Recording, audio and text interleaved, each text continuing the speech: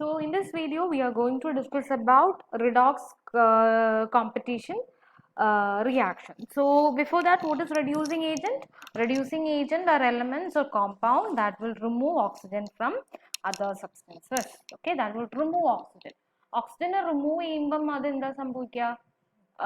Oxygen അവിടെ നിന്ന് remove ചെയ്യാണ്. സോ ഓക്സിജനെ റിമൂവ് ചെയ്യുമ്പോൾ ഈ ഓക്സിജൻ ആരായിട്ടാണ് റിയാക്ട് ചെയ്യുക? ഈ റെഡ്യൂസിങ് ഏജന്റ് ആയിട്ടാണ് അവിടെ റിയാക്ട് ചെയ്യുക.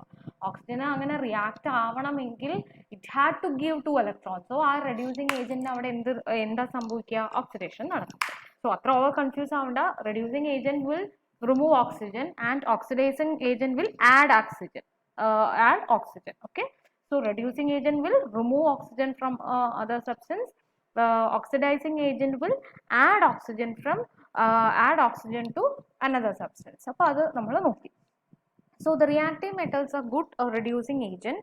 The nature of reaction taking place between zinc and copper ആണ് നമ്മൾ നോക്കാൻ പോകുന്നത്. Okay, so അതായത് zinc plus copper sulfate gives നമുക്കറിയാം zinc sulfate plus copper. ഇനി ഇതിന്റെ അയോണിക് ഹാഫ് ഇക്വേഷൻ നമ്മൾ എഴുതാണ്. അതായത് റിയാക്ഷൻ നടക്കുന്നത് മാത്രം സ്പെക്ടേറ്റേഴ്സ് അയോൺസിനെയൊക്കെ ഓർമ്മയുണ്ടോ? അതൊക്കെ സ്പെക്ടേറ്റർ അയോൺസിനെയൊക്കെ അവോയ്ഡ് ചെയ്തിട്ട് നമ്മൾ അതായത് എങ്ങനെ സ്പെക്ടേറ്റർ അയോൺസിനെയൊക്കെ അവോയ്ഡ് ചെയ്ത് നമുക്ക് ഈ ഒരു കംപ്ലീറ്റ് റിയാക്ഷൻ ഒന്ന് നോക്കാം. ഓക്കെ, സോ ഈ റിയാക്ഷൻ ആണ് നമ്മൾ ഇവിടെ കണ്ടത് അല്ലേ? അപ്പോൾ അതിലെങ്ങനെയാ നമ്മൾ അയോണിക് ഇക്വേഷൻ എഴുതുക? ഇപ്പൊ സിങ്ക് എന്ന് പറഞ്ഞാൽ സോളിഡ് സ്റ്റേറ്റ് ആയിരുന്നു, അത് എന്തായി? അക്വസ് ആയി. അപ്പോൾ ഇവിടെ അതിനൊരു ചേഞ്ച് ഓഫ് സ്റ്റേറ്റ് വന്നിട്ടുണ്ട്. അപ്പോൾ അത് അയോണിക് ഇക്വേഷനിൽ ഇൻവോൾവ് ആണ്. ഇനി അടുത്തത് കോപ്പർ എടുക്കുകയാണ്. കോപ്പറും അതേപോലെ തന്നെ അക്വസ് സോളിഡ് ആയി. അപ്പോൾ അവിടെയും കോപ്പറും ഇൻവോൾവ് ആണ്. സൾഫേറ്റ് എടുത്താലോ? സൾഫേറ്റ് ഇവിടെയും അക്വസ് ആണ്, ഇവിടെയും അക്വസ് ആണ്. അപ്പോൾ നമ്മൾ സൾഫേറ്റിനെ അവോയ്ഡ് ചെയ്തു. ഓക്കെ, അപ്പോൾ Zn പ്ലസ് Cu2 പ്ലസ് അല്ലേ? ഇത് Cu2 പ്ലസ് SO4 2- ആണ്. So Zn plus Cu2 plus give Zn2 plus Cu. ഇങ്ങനെ പറയുമ്പോൾ നിങ്ങൾക്ക് മനസ്സിലാവില്ല, അത് അവിടെ ക്ലിയർ ആയിട്ട് അത് തന്നിട്ടുണ്ട്. ഇതാണ് ionic equation. Zn plus Cu2 plus give Zn2 plus Cu. ഇനി ഇതിന്റെ നമുക്ക് ഓക്സിഡേഷൻ നമ്പേഴ്സ് നോക്കാം. സിങ്കിന്റെ ഇവിടെ 0 ആണ്, ഇവിടെ എന്തായി? 2+ ആയി. അപ്പൊ സിങ്ക് എന്ന് പറയുന്നത് 0 to 2+. അപ്പൊ അവിടെ സിങ്കിന് നടന്ന റിയാക്ഷൻ എന്താ? ഓക്സിഡേഷൻ അല്ലെ? Increase in oxidation number, oxidation. ഇനി കോപ്പറിന് നടന്ന റിയാക്ഷനോ? കോപ്പറിനാണെങ്കിൽ കോപ്പറിന് 2+ 0 ആയി. So decrease in oxidation number. So decrease in oxidation number എന്ന് പറയുമ്പോൾ അവിടെ എന്താ സംഭവിച്ചത്? റിഡക്ഷൻ ആണ് സംഭവിച്ചത്. Okay, so this shows reaction is a redox reaction involving transfer of 2 electrons from zinc atoms to copper ions. So zinc atoms are oxidised അല്ലേ? ഇവിടെ zinc atoms എങ്ങനെ ഓക്സിഡൈസ്ഡ് ആയത്? ഇവിടെ നമുക്ക് കോപ്പർ സൾഫേറ്റ് ആയിരുന്നു. അപ്പൊ ഈ നമുക്കറിയാം reducing agent will remove oxygen അല്ലെ? ഈ കോപ്പർ സൾഫേറ്റിൽ ഉണ്ടായിരുന്ന ഓക്സിജൻ ആരാ റിമൂവ് ചെയ്തത്? സിങ്ക് ആണ് റിമൂവ് ചെയ്തത്. എന്നിട്ട് സിങ്ക് സൾഫേറ്റ് ആയി. അപ്പോൾ അവിടെ ഓക്സിജൻ സിങ്കിന് എന്തായി? അതിന്റെ ഇലക്ട്രോൺസ് നഷ്ടപ്പെട്ടു. So it is oxidation. So zinc അവിടെ എന്തായിട്ട് ആക്ട് ചെയ്തത്? It is acting as a reducing agent. So എവിടെയാണ് ഓക്സിഡേഷൻ നടക്കുന്നത് അവിടെയാണ് എന്ത് ഏജന്റ് ഉണ്ടാവുക? റെഡ്യൂസിങ് ഏജന്റ് ഉണ്ടാവുക. Zinc is reducing agent. എവിടെ ഓക്സിഡേഷൻ നടക്കുന്നു അവിടെ എന്താ? റെഡ്യൂസിങ് ഏജന്റ് ഉണ്ടാവും. ഇനി കോപ്പർ ആണെങ്കിൽ കോപ്പർ എന്താ? ദാറ്റ് വിൽ ആഡ് ഓക്സിജൻ ആണ് നമ്മൾ ഓക്സിഡൈസിങ് ഏജന്റ് എന്ന് പറഞ്ഞത്. ഇവിടെ കോപ്പർ ആണ് എന്ത് ചെയ്തത്? സിങ്കിന് ഓക്സിജൻ കൊടുത്തത് അല്ലെ? Copper is A substance that will add അതായത് what is oxidizing agent? Oxidizing agent is a substance that will add oxygen to another substance. ഇവിടെ കോപ്പർ സൾഫേറ്റിലുള്ള ഓക്സിജൻ ആർക്ക് കൊടുത്തു? സിങ്കിന് കൊടുത്തു. അപ്പൊ ഇത് എന്താ ഏജന്റ് ആയിട്ട് ആക്ട് ചെയ്യുന്നത്? ഓക്സിഡൈസിങ് ഏജന്റ് ആയിട്ട്. അല്ലെങ്കിൽ ഇങ്ങനെയും മനസ്സിലാക്കിയാലും മതി. കോപ്പർ ഇവിടെ എന്താ നടക്കുന്നത്? റിഡക്ഷൻ ആണ്. എവിടെയാണോ റിഡക്ഷൻ പോസിബിൾ ആവുന്നത് അവിടെ നടക്കുന്ന റിയാക്ഷൻ എന്താ? ഓക്സിഡൈസ്. അവിടെ എന്താണ് എന്ത് ഏജന്റ് ആയിട്ട് അത് ആക്ട് ചെയ്യുന്നത്? ഓക്സിഡൈസിങ് ഏജന്റ് ആയിട്ടാണ് ആക്ട് ചെയ്യുന്നത്. Okay, so here the zinc ഒന്നും കൂടെ പറയാം. സിങ്ക് 0 to 2+ ആയി. സോ അവിടെ ഓക്സിഡേഷൻ ആണ്. എവിടെ ഓക്സിഡേഷൻ നടക്കുന്നു അവിടെ എന്ത് ഏജന്റ് ഉള്ളത്? Reducing agent. ഇവിടെ കോപ്പർ 2+ 0 ആയി. So it is reduction. എവിടെ റിഡക്ഷൻ നടക്കുന്നു? റിഡക്ഷന്റെ ഓപ്പോസിറ്റ് തിങ്ക് ചെയ്യുക. അവിടെ എന്താ ഉണ്ടാവുക? ഓക്സിഡൈസിങ് ഏജന്റ് ആണ് ഉണ്ടാവുക. ക്ലിയർ? സോ ഇത് കണ്ടോ, റെഡ്യൂസിങ് ഏജന്റ് ആരാ? സിങ്ക് ആണ്. അവിടെ ഓക്സിഡേഷൻ ആണ് നടന്നത്. Zinc is oxidised. Zinc loses electron, oxidation number increases. കോപ്പറിന് എന്താ സംഭവിച്ചത്? കോപ്പറിന് റിഡക്ഷൻ ആണ് നടക്കുന്നത്. സോ റിഡക്ഷൻ ആണെങ്കിൽ it is oxidising agent. copper 2 plus gains electron, Cu2 plus is reduced, oxidation number decreases. So ഇതാണ് ഒരു റിഡോക്സ് റിയാക്ഷൻ എന്ന് പറയുന്നത്. നമ്മൾ നേരത്തെ ഒരു തെർമൈറ്റ് റിയാക്ഷൻ പഠിച്ചു. എന്തിൻ്റെ തെർമൈറ്റ് റിയാക്ഷൻ എന്ന് പറയുമ്പം അയൺ ഓക്സൈഡും അലുമിനിയം കൂടെ വരുമ്പോഴുള്ളതിനാണ് തെർമൈറ്റ് റിയാക്ഷൻ. അവിടെയും നമുക്കൊരു ഡിസ്പ്ലേസ്മെന്റ് റിയാക്ഷൻ നമുക്ക് കാണാനായിട്ട് പറ്റും. സോ ഇവിടെ ഈ ഡിസ്പ്ലേസ്മെന്റ് റിയാക്ഷൻ്റെ ഒപ്പം തന്നെ നമുക്കറിയാം അവിടെയും ഇതേപോലെ ഒരു റിഡോക്സ് റിയാക്ഷൻ നടക്കുന്നുണ്ട് അല്ലേ. ഇവിടെ ആരാ റിമൂവ് ചെയ്യുന്ന ഓക്സിജനെ? അലുമിനിയം ആണ് റിമൂവ് ചെയ്യുക. അപ്പോൾ റിമൂവ് ചെയ്യുന്നതാണ് നമ്മുടെ റെഡ്യൂസിങ് ഏജന്റ് അല്ലേ. സോ ഹിയർ അലുമിനിയം എന്താ റെഡ്യൂസിങ് ഏജന്റ് ആണ്. അതെങ്ങനെ മനസ്സിലാക്കാം? ഇവിടെ അലുമിനിയത്തിന് ആദ്യം 0 ആയിരുന്നു ഓക്സിഡേഷൻ നമ്പർ, ഇവിടെ ആയപ്പോൾ അത് 3+ ആയി. സോ ഓക്സിഡേഷൻ ആണ് അവിടെ നടന്നത്. ഓക്സിഡേഷൻ നടന്നിട്ടുണ്ടെങ്കിൽ അത് എന്ത് ഏജന്റ് ആയിട്ട് ആക്ട് ചെയ്ത്? റെഡ്യൂസിങ് ഏജന്റ് ആയിട്ടാണ് ആക്ട് ചെയ്തത്. അലുമിനിയം റെഡ്യൂസിങ് ഏജന്റ്, അപ്പോൾ അയൺ ഓട്ടോമാറ്റിക്കലി എന്താവും? ഓക്സിഡൈസിങ് ഏജന്റ് ആവും. Okay, this is also redox reaction.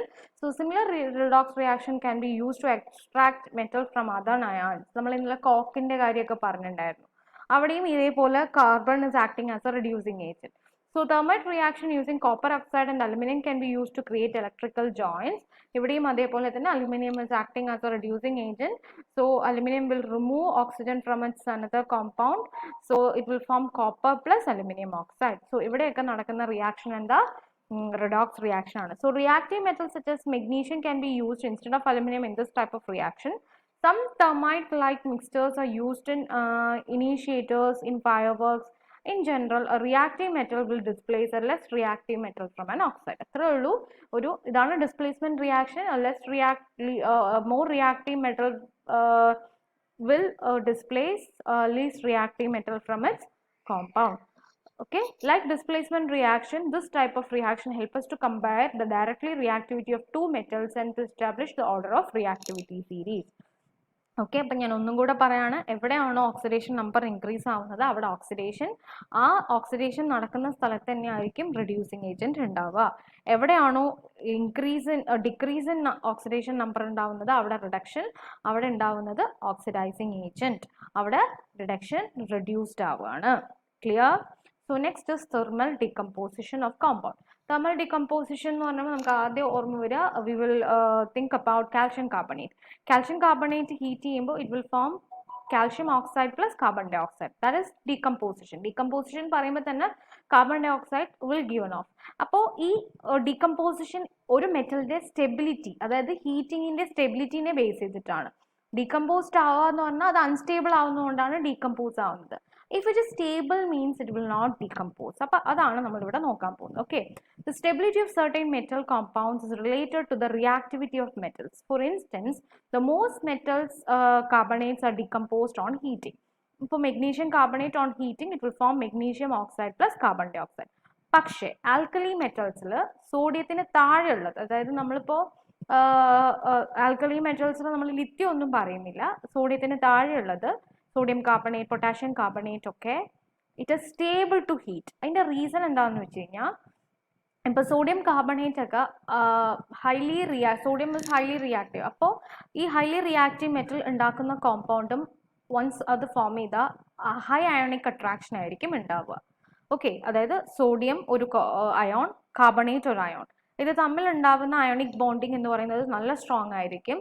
So നമ്മൾ അത്രയും ഹീറ്റ് എനർജി കൊടുത്താൽ മാത്രമേ അത് ബ്രേക്ക് ആവുള്ളൂ, ആ ബോണ്ട് ബ്രേക്ക് ആവുള്ളൂ. സോ ഈ ഒരു നോർമൽ ഹീറ്റിങ്ങിലൊന്നും അത് ഡീകമ്പോസ് ആവില്ല. സോ ഇത് സ്റ്റേബിൾ ടു ഹീറ്റ്. സോ അത്ര പെട്ടെന്ന് alkali metals down sodium, lithium ഒക്കെ അൺസ്റ്റേബിൾ ടു ഹീറ്റ് ആണ്, ബട്ട് സോഡിയം പൊട്ടാഷ്യം ഒക്കെ സ്റ്റേബിൾ ടു ഹീറ്റ്. അതിൻ്റെ റീസൺ എന്താ? അയണിക് ബോണ്ടിങ് അത്രയും അവിടെ സ്ട്രോങ് ആണ്. Okay, so also however sodium carbonate is stable to heat, so also carbonates of metals below sodium in group 1 as they are more reactive than sodium.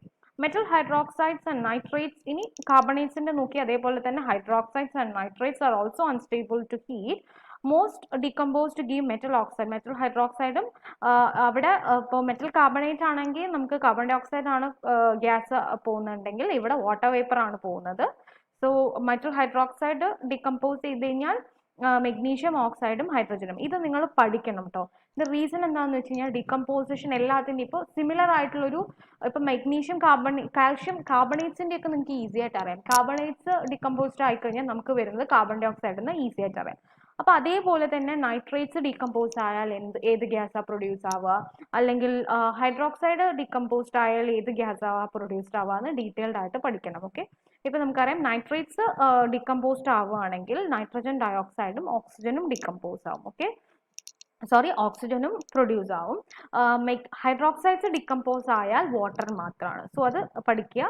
അത് എല്ലാത്തിനും അങ്ങനെ തന്നെയാണ്. ഏത് നൈട്രേറ്റ്സ്, ഇപ്പം നമുക്കറിയാം എല്ലാ കാർബണേറ്റ്സും ഡിക്കമ്പോസ് ആകുമ്പോൾ പ്രൊഡ്യൂസ് ആവുന്നത് കാർബൺ ഡൈ ഓക്സൈഡ് ആണെങ്കിൽ എല്ലാ നൈട്രേറ്റ്സും ഡിക്കമ്പോസ് ആകുമ്പോൾ നൈട്രജൻ ഡയോക്സൈഡും എന്താ പ്രൊഡ്യൂസ് ആവുന്നത്, നൈട്രജൻ ഡയോക്സൈഡും ഓക്സിജനുമാണ്. പിന്നെ എല്ലാത്തിൻ്റെയും കോമൺ ആയിട്ട് അതിൻ്റെ കറസ്പോണ്ടിങ് ഓക്സൈഡ്സ് തന്നെയാണ്. ഇപ്പോൾ ഏത് ഡിക്കമ്പോസിഷൻ നടന്നാലും കാൽഷ്യത്തിൻ്റെ ഡിക്കമ്പോസിഷൻ എന്ന് പറഞ്ഞാൽ കാൽഷ്യം ഓക്സൈഡ്, സോഡിയത്തിൻ്റെ പിന്നെ ഞാൻ പറഞ്ഞു അത് സ്റ്റേബിൾ ടു ഹീറ്റ് ആണ്. ഇപ്പോൾ ലെഡിൻ്റെ ഡിക്കമ്പോസിഷൻ ലെഡ് കാർബണേറ്റ് ആണെങ്കിലും ലെഡ് നൈട്രേറ്റ് ആണെങ്കിലും ലെഡ് ഹൈഡ്രോക്സൈഡ് ആണെങ്കിലും ലെഡ് ഓക്സൈഡ് പ്ലസ് കാർബണേറ്റ് ആണെങ്കിൽ ലെഡ് കാർബണേറ്റ്, നൈട്രേറ്റ് ആണെങ്കിൽ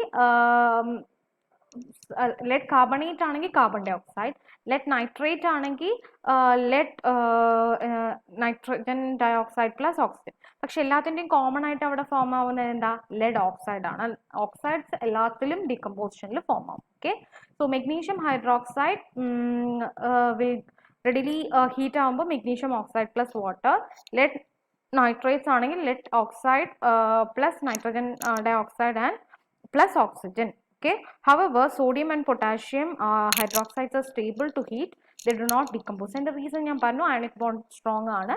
The nitrates of sodium and potassium decompose ആവില്ല, പക്ഷെ അവിടെ ചെറിയ ചേഞ്ച് നടക്കുന്നുണ്ട് in the same way as those of less reactive metals. So the loss of oxygen to form sodium nitrate ആവും, അതായത് അതിൻ്റെ ഒരു ഓക്സിജൻ പോയിട്ട് അത് നൈട്രേറ്റ് ആവും. ഇവിടെ NO3ക്ക് പകരം NO2 ആവും, അപ്പം നൈട്രൈറ്റ് ആവും. ATക്ക് പകരം ITE ആവും. ഓക്കെ, സോ അത്ര മാത്രമാണ് വ്യത്യാസം വരുന്നത്. കുറച്ച് നമ്മൾ അപ്പം ഇനിയും സിവിയർ ഹീറ്റ് കൊടുത്താൽ ഡീകമ്പോസിഷൻ ആവും, ബട്ട് ആസ് പെർ അത് സ്റ്റേബിൾ ടു ഹീറ്റ് ആണ്. The nitrates of sodium and potassium do not decompose in the same way as the less reactive metals. They lose oxygen to form sodium or potassium nitrite. Clear? അപ്പോൾ ഏത് decomposition നടന്നാലും produce ആവുന്നത് അതിൻ്റെ corresponding metal oxides ആണ്. അതിൻ്റെ ഒപ്പം carbonates ആണെങ്കിൽ carbon dye oxide, nitrates ആണെങ്കിൽ nitrogen oxide and oxygen, hydroxide ആണെങ്കിൽ വാട്ടർ. ക്ലിയർ? സോ ഇതാണ് ഇന്ന് നമ്മൾ നോക്കിയത്. So please do this questions. If you have any doubt please message me. അപ്പോൾ ഈ റിയാക്ഷൻസ്, ഈ ഡികമ്പോസിഷൻ്റെ ഇപ്പോൾ നമുക്ക് ഇവിടെ തന്നിരിക്കുന്ന ലെഡ് നൈട്രേറ്റ് ആണെങ്കിൽ നാളെ മെഗ്നീഷ്യം നൈട്രേറ്റ് ചോദിച്ചാൽ നമുക്ക് അതിൻ്റെ ഡികമ്പോസിഷൻ എഴുതാൻ അറിയണം. മെഗ്നീഷ്യം നൈട്രേറ്റ് ആണെങ്കിൽ magnesium oxide plus nitrogen dioxide plus oxygen.